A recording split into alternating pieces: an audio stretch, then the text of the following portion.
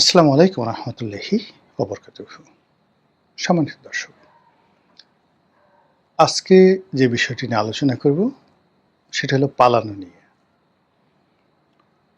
কখন পালাবেন, কেন পালাবেন, কিভাবে পালাবেন?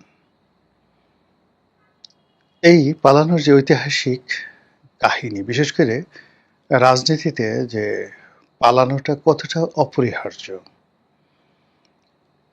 এমন ধরুন এই যে আজকের যে টপিকটা, ঠিক এরকম টপিক নিয়ে আমি অন্তত 10 বার লিখেছি। মানে একবার যে পত্রিকায় কলামগুলি লিখেছি, আনুমানিক ২,০০০ শব্দ, তো ১০,০০০ শব্দ লিখেছি। আবার বিভিন্ন জমাতে, শেখ হাসিনার জমানাতে এরকম যখন কন্টেন্ট করেছে, এরকম পালানো নিয়ে আজকে যে বিষয়গুলো নিয়ে বলবো, ঠিক এইভাবে ১০-১২ বার বলেছি। জনাব ইউনূস সাহেবের জমানাতে এরকম ১০-১২ বার বলেছি, আর তারেক রহমান সাহেবের জমানাতে এই প্রথম বললাম। একই কথা, কিন্তু স্মরণ করিয়ে দেওয়া মানুষকে, এবং এটা খুবই গুরুত্বপূর্ণ। এটা যে বর্তমান যারা শাসক তাদেরকে ইন্ডিকেট করে বলা, নট লাইক দ্যাট। এটা আপনার জন্য প্রযোজ্য, আমার জন্য প্রযোজ্য, সবার জন্য প্রযোজ্য। অর্থাৎ মানুষ যদি পালানোর কথা চিন্তা করে, পালানোর পরিণাম চিন্তা করে, কি কারণে মানুষ পালায়, সেটা যদি ভাবে, তাহলে আসলে একজন মানুষকে পালাতে হয় না। এই গেল একটা কথা। দ্বিতীয় কথা হলো যে আমাকে যে কোনো মুহূর্তে, যে কোনো পর্যায়ে, নিয়তির নির্মম পরিহাসে হোক, আপন কর্মগুণে হোক, পালানো লাগতে পারে, প্রয়োজন হতে পারে। তো সেক্ষেত্রে যারা বুদ্ধিমান মানুষ, তারা বিজয়ের ব্যাপারে যতটা আশাবাদী, সমহারে পরাজয়ের ব্যাপারে ততটা সতর্ক থাকে। তারা যে কোনো জিনিস জয়লাভের পর দখল করবে, ভোগ করবে, এই ব্যাপারে যতটা আনন্দিত থাকে, তার সঙ্গে সঙ্গে কোনো কারণে পরাজিত হলে যেন নিরাপদে, নির্ভীকভাবে, নিশ্চিন্তে, নির্ভাবনায় পালাতে পারে, এই চিন্তা তারা করে, এবং সেভাবে ব্যবস্থা হয়। আপনি ধরুন পৃথিবীর যতগুলো রাজপ্রাসাদ দেখেন, বাকিংহাম প্যালেস, এরপর হোয়াইট হাউস, ফ্রান্সের এলিসি প্যালেস, তারপর ধরেন ভারতের রাজভবন, আমাদের বঙ্গভবন, গণভবন, সব জায়গাতেই কিন্তু পালানোর পথ আছে, সুড়ঙ্গ আছে, বাংকার আছে। কোনো কারণে বোমা হলো, কিছু হলো, যেন আপনি এমনকি সংসদের মধ্যেও বাংকার আছে। তো এই বাংকারের মধ্যে আপনি পালিয়ে থাকবেন নির্দিষ্ট সময়, এবং ওই বাংকারের ভিতর দিয়ে আবার আলাদা গুপ্ত সড়ক আছে, যেটা দিয়ে আপনি একটা নিরাপদ দূরত্বে গিয়ে পালিয়ে যাবেন। এবং এটার ডিজাইন একেবারে নির্দিষ্ট কিছু লোকের হাতে সিক্রেটলি থাকে। যেমন বলা হয় না, সরকারের সিক্রেট সার্ভিস, তো এই গোপন সংস্থা থাকে, তাদের হাতে এই জিনিসগুলো থাকে, এর বাইরে অন্য কেউ জানতে পারে না। এমনকি যিনি প্রধানমন্ত্রী হন বা যিনি রাষ্ট্রপতি হন, তিনিও এই জিনিসগুলো জানেন না। যখন এই ধরনের ক্রাইসিস হয়, পালানোর প্রয়োজন পড়ে, তখন সেই রাষ্ট্রের কর্তা ব্যক্তিরা এই কাজগুলো করেন। তো এটা শুধু আজকের নয়, হাজার হাজার বছর আগে আপনি দেখুন পিরামিড তৈরি হয়েছে, সেই পিরামিডের মধ্যেও গুপ্ত পথ আছে। তারপর চায়নার গ্রেট ওয়াল, সেখানে সুড়ঙ্গ আছে। তাজমহলের মধ্যে সুড়ঙ্গ আছে, মমতাজ মহলের মধ্যে সুড়ঙ্গ আছে, দিল্লি ফোর্টের মধ্যে সুড়ঙ্গ আছে, সুলতান সুলেমানের টপকাফে প্রাসাদ, সেখানে সুড়ঙ্গ আছে। সব জায়গাতে সুড়ঙ্গ আছে, বাংকার আছে। এবং এই জিনিসটা একেবারে সামনে চলে আসলেও প্রধানমন্ত্রী তারেক রহমান সাহেবের জন্য একটা বাড়ি তৈরি হচ্ছে, এবং সেই বাড়িতে বাংকার থাকবে, সুড়ঙ্গ থাকবে, এই খবর চলে আসছে। সবাই দেখুন বললো, সি সি সি সি সি, কেন প্রধানমন্ত্রীকে পালাতে হবে, তাকে কেন বাংকারে যেতে হবে? এটা আসলে মানে একটা রাষ্ট্রীয় কালচার।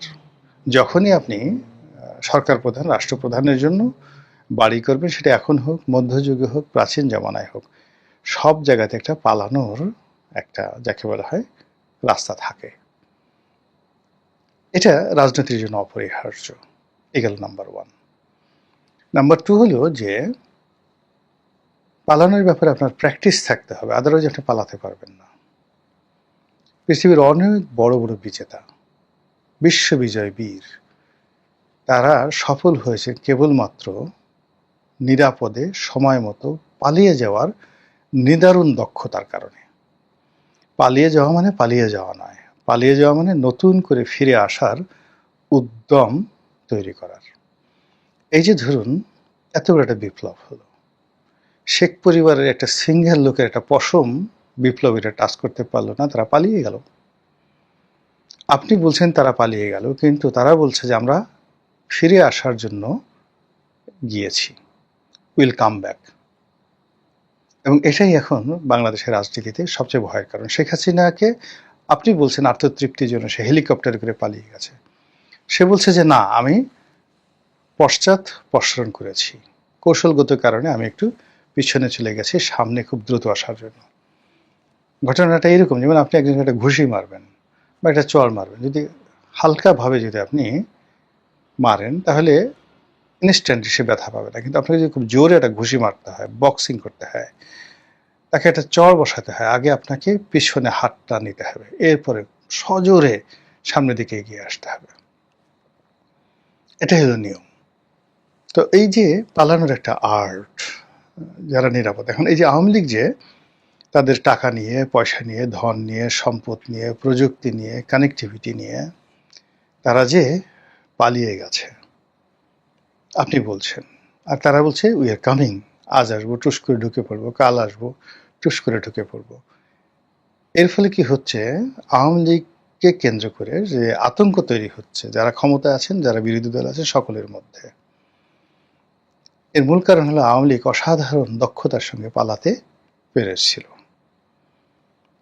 তো আপনি এখন যারা আছেন, আপনাদেরকে তো চিন্তা করতে হবে যে যদি কোনো কারণে বিধি বাম হয়ে যায়, আমাকে তো পালানো লাগতে পারে।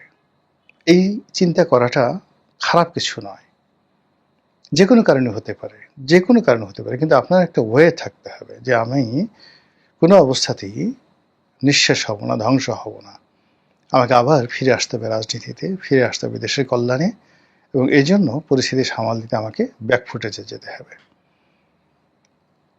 ইতিহাসের কয়েকজন বিখ্যাত লোকের নাম বলি। এক নম্বরে আপনারা সেই যে রবার্ট ব্রুশের কথা শুনেছেন, যে বহুবার পরাজিত হয়েছে, যুদ্ধক্ষেত্র থেকে পালিয়ে গেছে, তারপর আবার ফিরে এসেছে, এবং সর্বশেষবার তিনি যখন যুদ্ধ করতে এলেন, তিনি ইন্সপায়ার্ড হয়েছেন একটা মাকড়সা দ্বারা। তিনি দেখলেন বহুবার একটা মাকড়সা তার জাল বিস্তার করার চেষ্টা করছে, কিন্তু পারছে না, এবং সর্বশেষ সে সেই জালটা বিস্তার করছে এবং সফল হলো। আচ্ছা, রবার্ট ব্রুশ বাদ দিয়ে প্রাচীন দুনিয়াতে হানিবল বার্কা পৃথিবীর সর্বকালের সেরা বীরদের মধ্যে প্রধানতম।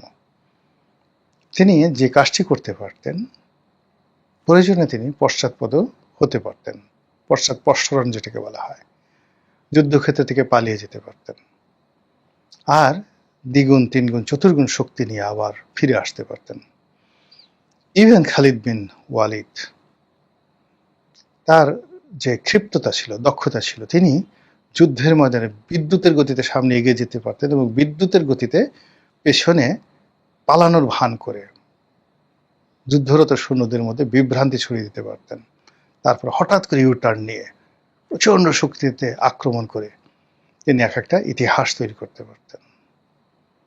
আর আমাদের পাক ভারত উপমহাদেশের বিখ্যাত শেরশাহ দ্য গ্রেট, এত বড় শাসক, পৃথিবীতে এত বড় সফল শাসক, মাত্র 5টা বছরের মধ্যে ভারতবর্ষের 40 লাখ বর্গ কিলোমিটার এলাকায় যে তার সুশাসন প্রতিষ্ঠা করেছিলেন, গ্র্যান্ড ট্রাঙ্ক প্রতিষ্ঠা করে সেটার সঙ্গে সিল্ক রুট, চাইনিজ সিল্ক রুটের সংযোগ ঘটিয়ে দিয়েছিলেন। তার 1 নম্বর দক্ষতা ছিল পালিয়ে যাওয়ার দক্ষতা, গেরিলা যুদ্ধ করার দক্ষতা, এবং হুমায়ুনের মতো বাদশা নাস্তানাবুদ করে ছেড়ে দিয়েছেন। বাংলার শাসককে নাস্তানাবুদ করে দিয়েছেন, বিহারের শাসককে শেষ করে দিয়েছেন, শুধুমাত্র এই পালানোর কৌশলতার কারণে। শেরশাহের ইতিহাস পড়লে আপনার মাথা খারাপ হয়ে যাবে। কাজে পালানো ইজ আর্ট। এই আর্ট মানুষকে শিখতে হবে। সবসময় ফ্রন্টে থাকা যায় না, অনেক সময় পিছনে থাকতে হয়, পর্দার আড়ালে চলে যেতে হয়, সামনে একবার আসতে হয়। আপনি দেখেন যে আমরা হাডুডু খেলি, আমরা হাডুডু গিয়ে দেখবেন যে হাডুডুর মাঠে সে 1 কদম সামনে এগোয়, 3 কদম সে পিছনে ফিরায়, এবং সবসময় তার একটা ড্যান্সিং মোডে থাকে। এবং যে হাডুডু প্লেয়ার যত বেশি ড্যান্স করতে পারে সে তত বেশি নিজেকে সফল হাডুডু প্লেয়ার হিসেবে প্রতিষ্ঠা করতে পারে। মুষ্টিযুদ্ধের ইতিহাসে সবচেয়ে কিংবদন্তি মোহাম্মদ আলী ক্লে, তার অসামান্য নৈপুণ্য, যিনি বক্সিংয়ের মতো একটা রূঢ় নিষ্ঠুর একটা খেলাকে আকর্ষণীয় করে তুলেছেন, জাস্ট লাইক সিনেমার মতো করে তুলেছেন। সবকিছু বাদ দিয়ে তার খেলা আমরা এখনো দেখি। কি ছিল? ড্যান্স, শুধু গতি। চার্লি চ্যাপলিনকে দেখেন, তার সিনেমার মূল বৈশিষ্ট্য কি? লুকানোর বৈশিষ্ট্য। প্রচণ্ডভাবে তিনি লুকাতে পারেন, মানুষকে ফাঁকি দিতে পারেন এবং মানুষকে ঠকাতে পারেন, ধোঁকা দিতে পারেন। এই যে তার যে ধোঁকাবাজি করার ক্ষমতা, মানুষকে বোকা বানাতে পারেন। তিনি আসলে বোকা না, মানুষকে বোকা বানিয়ে ফেলেন। এই যে পলায়ন পর একটা চরিত্র, এটা পৃথিবীতে জনপ্রিয়তা পায়, সফলতা পায়। রাজনীতিতেও একইভাবে পালানোর জন্য আপনাকে পথ তৈরি করতে হবে, পালানোর পদ্ধতি জানতে হবে, পালানোর জন্য প্রস্তুতি থাকতে হবে। এটা হয়তো আপনার ভুলের কারণে আপনার পালানো লাগতে পারে, পরিস্থিতির কারণে আপনাকে পালানো লাগতে পারে, ব্যর্থতার কারণে আপনাকে পালানো লাগতে পারে, আপনার অপরাধের কারণে পালানো লাগতে পারে। আপনার প্রতি আল্লাহর গজব নাজিল হয়ে যায় অনেক সময় মন্দ কাজ করলে। রাষ্ট্র ক্ষমতায় থেকে মানুষ যদি মানে জনগণের হক নষ্ট করে, আল্লাহর হক নষ্ট করে, তাহলে এমন পরিস্থিতি তৈরি হয়, গজব এসে যায়। সেক্ষেত্রে আপনাকে পালানোর যে কৌশল সেটা নিতে হবে। এরপর দূর দেশে গিয়ে আপনি অনুতপ্ত হবেন, তওবা করবেন, আর ভুল করবেন না, আল্লাহর কাছে কান্নাকাটি করবেন। আল্লাহ আবার আপনাকে সপদে ফিরিয়ে আনবে বা ভালো পদে ফিরিয়ে আনবে। কিন্তু আপনার একটা সময় দরকার। সেই সময়টার জন্য সবারই প্রস্তুতি থাকা দরকার। আমার, আপনার পালানো শুধু রাজনীতিতে নয়, পরিবারে পালানোর দরকার আছে, ব্যক্তি জীবনে দরকার আছে, ব্যবসায়িক জীবনে দরকার আছে। সব জায়গাতেই নিজেকে আড়াল করার, পালানোর একটা অপরিসীম দক্ষতা থাকতে হবে। মহান আল্লাহ আমাদের সবাইকে হেদায়েত দান করুন এবং হেফাজত করুন। আসসালামু আলাইকুম ওয়া রাহমাতুল্লাহি ওয়া বারাকাতুহু।